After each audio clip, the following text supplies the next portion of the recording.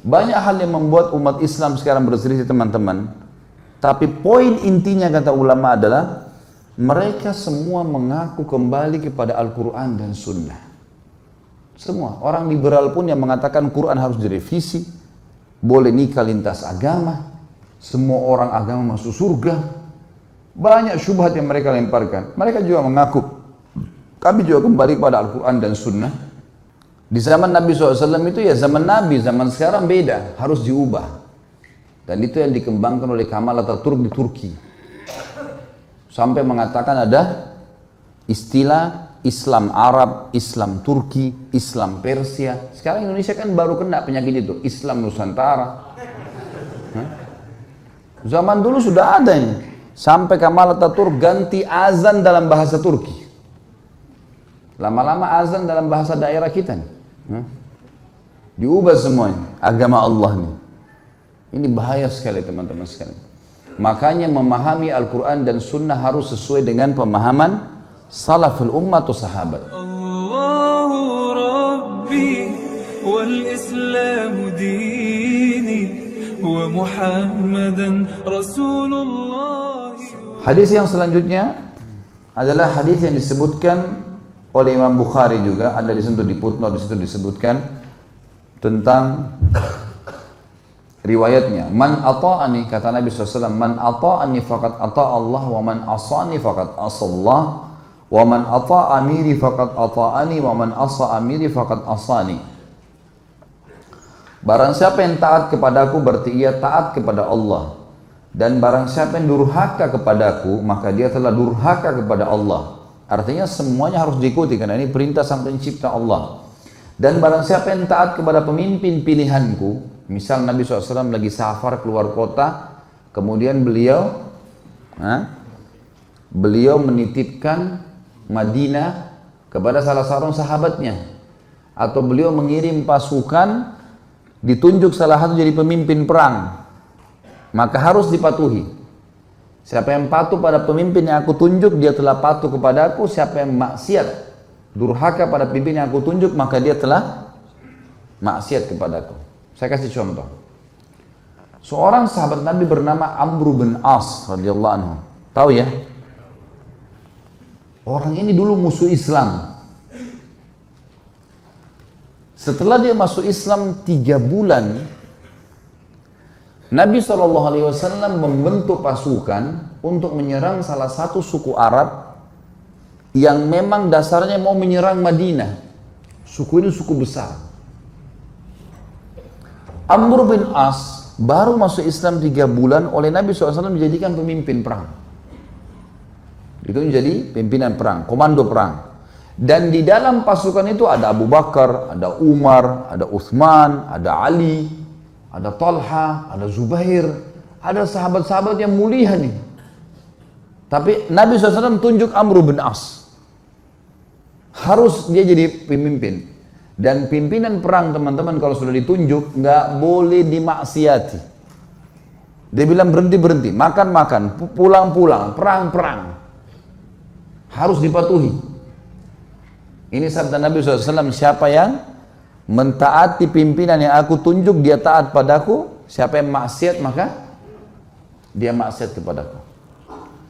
Teman-teman sekarang, waktu itu pasukan dikirim, tempatnya jauh, musim dingin. Zaman dulu orang kalau musim dingin hangatin diri. Dan teman-teman kalau tahu, saya subhanallah waktu hadapin musim dingin di Madinah karena 7 tahun di sana. Kalau musim dingin dan kita pergi ke daerah padang pasir, teman-teman, luar biasa, menusuk ke tulang. Dingin sekali. Sampai di kampus saja, di kampus sudah masuk kota Madinah, banyak bangunan ya. Itu kalau kami mau tidur, biasanya saya dulu pengalaman gitu sama teman-teman, selimutnya didudukin dulu.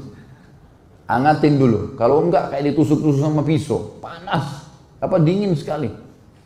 Apalagi padang pasir nih, luar biasa. Waktu itu dingin sekali.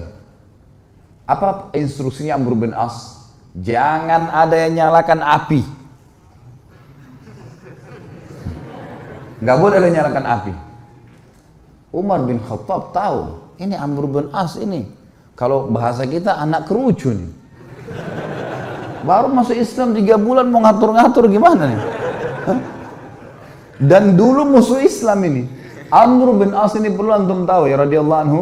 Beliau yang diutus oleh Quraisy ke negeri Habasyah untuk menjemput Ja'far bin Abi Thalib dengan teman-temannya. Kembali ke Mekah baru untuk disiksa. Tapi dia masuk Islam di tangannya Najasyi. Kaget dia, kok Najasyi raja itu bisa masuk Islam? Akhirnya dia belajar, dia masuk Islam gara-gara itu. Kata Umar, hai Amr, dingin. Kau larang bakar api, gimana ceritanya nih? Kata dia, instruksi kok nggak boleh bakar api. Coba bayangin, Umar bin Khattab ini satu kali di box Amr ini bisa mati. Orangnya tinggi besar. Emosi Umar, tapi ditinggal. Ke Abu Bakar, ya Abu Bakar, Amr ini nggak, apa ini anak baru kemarin masuk Islam, sudah gini instruksinya gitu. Abu Bakar bijak. Hai Umar, Rasulullah SAW tidak menunjuk dia, sementara ada kau dan ada yang lain-lain kecuali memang dia yang paling pantas. Ikuti dia, berarti mengikuti Rasulullah SAW. Diam, sabar. Umar sabar. Besok pagi menjelang subuh, pimpinan perang teman-teman, itu dia yang harus jadi imam. Gak boleh orang lain. Ada Abu Bakar, ada Umar, ada Utsman, ada Ali, ini penghafal Quran semua ini. Ulama besar, gak boleh, harus Amr jadi imam. Memang sudah begitu. Hukum syar'inya begitu. Subhanallah, Amr bin As mimpi junub. Bahaya. Ini kisahnya begitu. Amr bin As mimpi junub. Waktu dia keluar, minta dia bawakan air oleh beberapa pasukannya, gitu kan? Umar tanya, kenapa Amr? Dia bilang, saya junub. Gitu kan? Kemudian waktu dia pegang air, dingin. Kata Amr, saya mau tayammum. Saya mau tayammum. Kata Umar, ada air, nggak bisa tayammum. Kata dia, saya mau tayammum.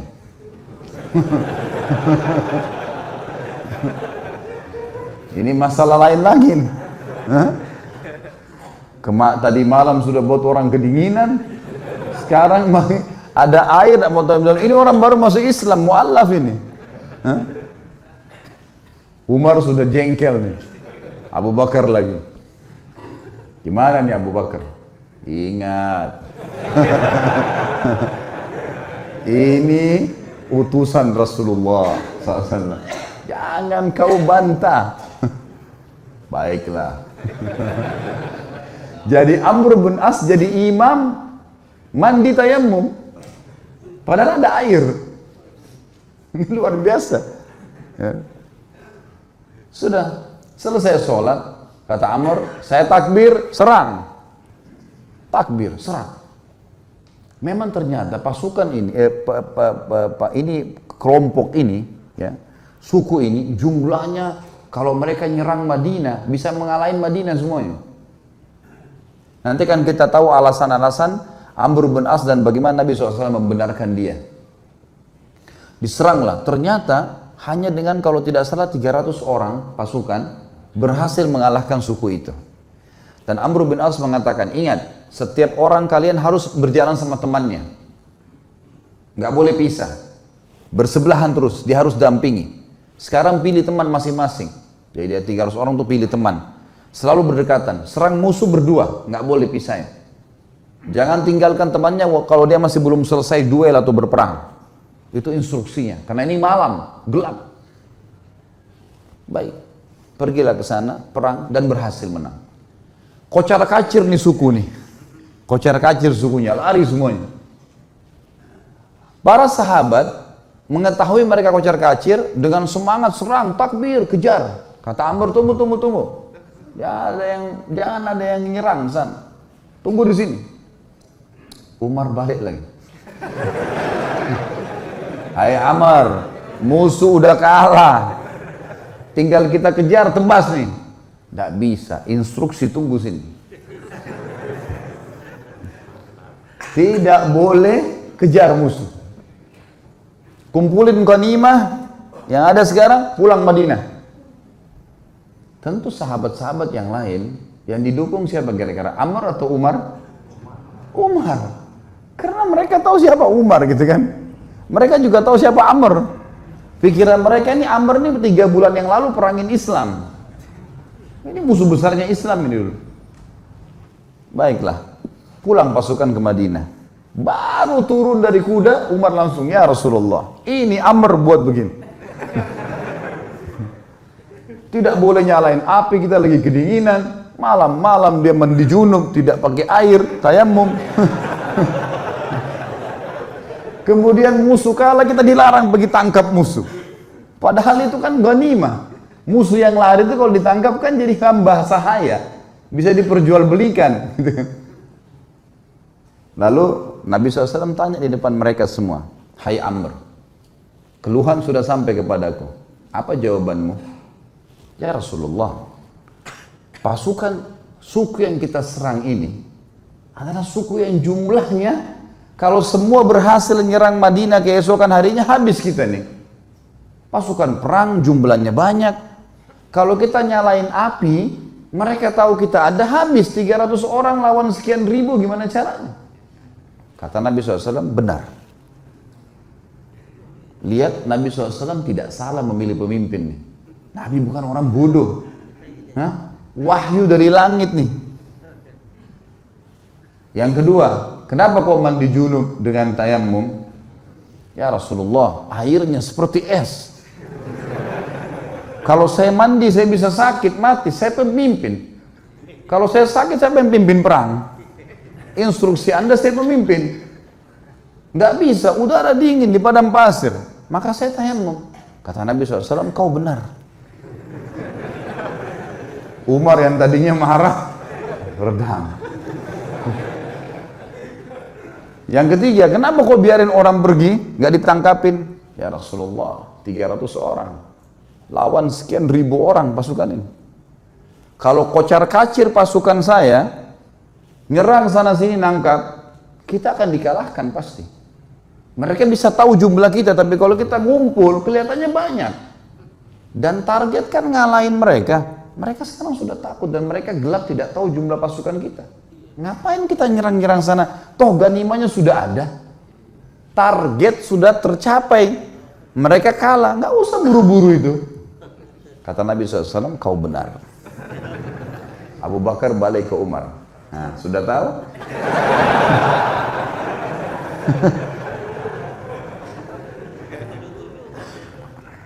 Jadi teman-teman sekalian, jangan sampai terlintas di benak antum kalau Nabi SAW ada yang beliau tidak tahu. Ini Nabi SAW ini yang kita tidak tahu beliau sudah tahu. Bukan cuma di sini, di surga sudah diperlihatkan. Bodohnya sebagian orang nganggap baginda Nabi SAW masih ada yang belum ditahu. Makanya mereka buat-buat ibadah yang tidak diperintahin. Tangkap nggak poinnya nih? Ini penting sekali. Kalau antum masih melakukan perbuatan bidah yang antum anggap boleh, berarti antum menganggap Nabi SAW masih ada yang belum diketahui oleh beliau. Padahal tuntunannya sudah jelas. Innal halala bayyin wa innal harama bayyin. Ingat kata Nabi SAW, yang halal sudah jelas, yang haram sudah jelas. Wa bainahuma umurum mushtabihat. Di antaranya ada hal-hal yang samar. Siapa yang menyelamatkan dirinya dari hal yang samar-samar, faqad istabra li dini wa dunyah. Dia telah menyelamatkan kesucian agamanya dan dunianya.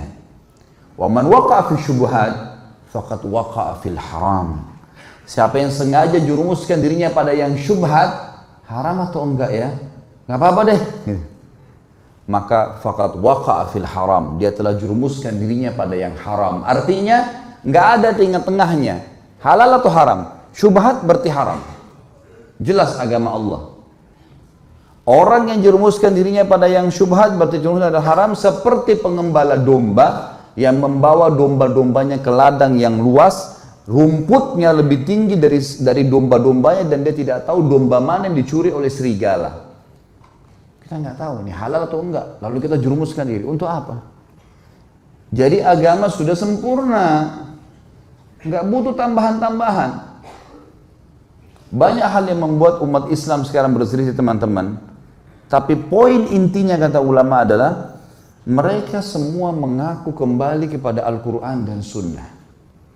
Semua. Orang liberal pun yang mengatakan Quran harus direvisi, boleh nikah lintas agama, semua orang agama masuk surga.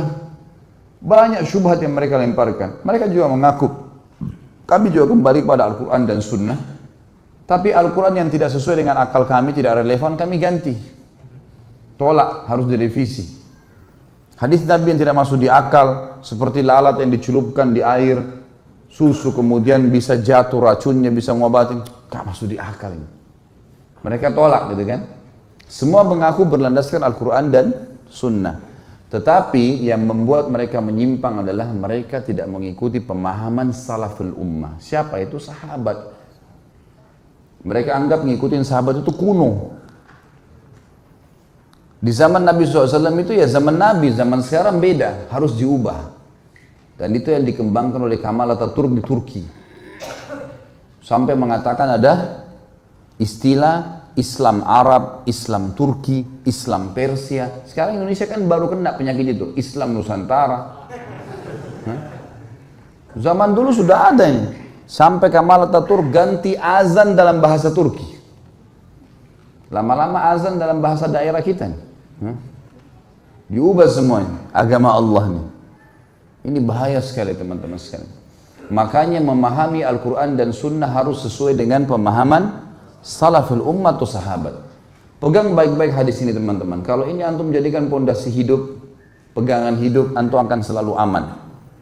Ini jaminan, tiket dari Nabi SAW untuk siapapun yang bersyahadat sampai hari kiamat. Kata beliau, Yahudi terpecah menjadi 71 golongan, Nasrani 72 dan umatku 73. Yang 73 yang dibahas. Semuanya lewat neraka dulu. Nanti masuk surga, tapi lewat neraka dulu. Dibersihin dulu dosa-dosanya. Kecuali satu. Semua kita bertanya siapa satu, sahabat juga bertanya Rasulullah siapa yang satu, masuk surga langsung tanpa hisab deh. Kata Nabi SAW, makana ana alaihi wa ashabi, yang mengikuti aku dan mengikuti sahabat-sahabatku. Inilah teman-teman yang dikumandangkan oleh teman-teman yang mendakwakan dakwah salafiyah dan dakwah sunnah di Indonesia, yang selalu dikatakan aliran sesat, aliran keras, wahabilah segala macam. Padahal mengajak kepada perkataan para sahabat dalam memahami Al-Quran dan Sunnah. Karena nggak boleh sembarangan. Al-Quran turun pada zaman mereka. Nabi SAW sebutkan hadis zaman mereka.